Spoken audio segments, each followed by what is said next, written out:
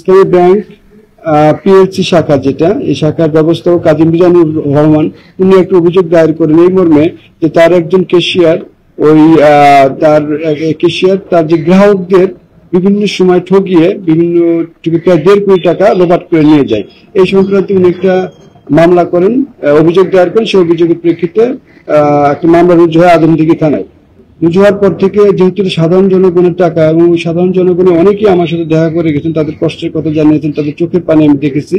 তো তারা এখানে আসার পর জিনিসটা আমি খুবই গুরুত্বের সাথে নেওয়ার পরে আমি অনেকদিন ধরে লেগে আছি, কিন্তু আসলে আসামিদের পাচ্ছিলাম না, মানে কোনোভাবে আসামিদের নাগাল পাচ্ছিলাম না।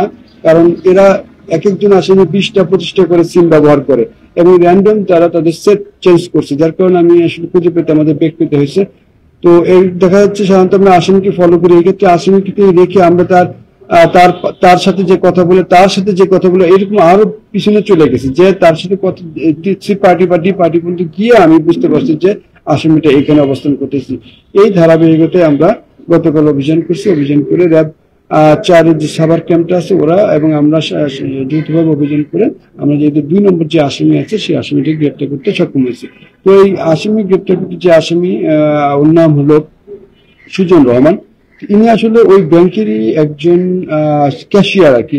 আর ওনার বড় বাবা বলে, যেটাকে বলে চাচা আর কি, বড় চাচা, উনি হলো ওই ব্যাংকের ওই ব্যাংকের শাখাটার পুরো দায়িত্বে ছিল উনি, এবং ওনার নামে ওই ব্যাংকটার আউটলেটটার লাইসেন্স করা ওনার নামে।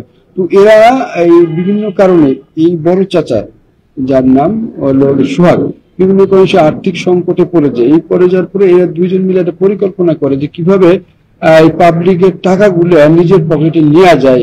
তো এর 2টা কৌশল এরা ব্যবহার করছে। একটা হলো যে পাবলিক যখন বা সাধারণ গ্রাহক যখন টাকা জমা দিতে আসতো, ওরা টাকাটা জমা নিত কিন্তু রিসিপ্ট দিত না। তো সাধারণ মানুষ অনেক সময় রিসিপ্টের ব্যাপারটা বুঝতো না, ফলে ওরা মনে করতো হয়তো এটাই নিয়ম, রিসিপ্ট না নিয়ে চলে যেত। আর কিছু কিছু লোক যারা বুঝতো তাদেরকে আবার রিসিপ্ট দিয়ে দিত। কিন্তু যারা বুঝতো না বিষয়টা, তারা এই যারা রিসিপ্ট না দিয়ে যাদেরকে ম্যানেজ করা যেত, তারা কিন্তু রিসিপ্ট না নিয়ে চলতো, ওই টাকাটা তারা করতো ব্যক্তিগত খাতে রাখতো। এবং এদের ইচ্ছা ছিল হয়তো যদি আরো ব্যাপকভাবে এটা বড় হয় আর শাখাটার কার্যক্রম আরো ব্যাপ্তি লাভ করে, তখন সে টাকাটা দিয়ে দিবে। কিন্তু আসলে এইটা এইভাবে ব্যাংকিং কার্যক্রমের কোনো অংশই না। আবার ঠিক তিনি উল্টা দিকে একটা টাকা জমা নেওয়ার সময় এই কাজ করছে, আবার টাকা যখন দিবে তখন মনে করেন সাপোজ একটা টাকা, ওখানে কিন্তু পুরোটা আপনার যে ইয়েগুলা আউটলেট গুলো চলে কিন্তু বা এজেন্ট ব্যাংকিং সেটা ফিঙ্গারপ্রিন্টের উপরে চলে।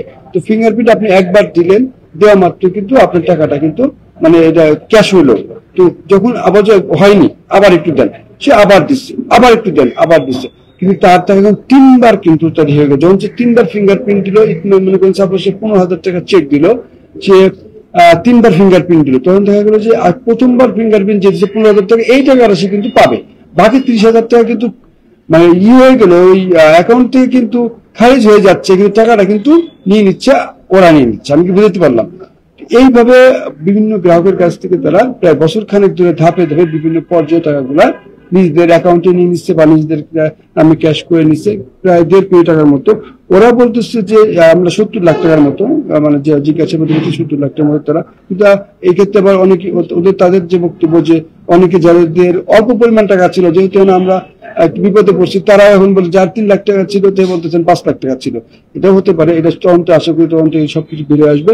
তো মানে ওদের বক্তব্য অনুযায়ী, যে যাকে ধরা হয়েছে ধৃত আসামির বক্তব্য অনুযায়ী প্রায় 70 লাখ টাকার মতো তারা এইভাবে মানে দানবাম করছে বা লোপাট করছে, এবং তারা ব্যক্তিগত কাজে এটা ব্যবহার করছে, যেটা সাধারণ মানুষের জন্য খুবই কষ্টের, সাধারণ মানুষের খুবই কষ্টের টাকা।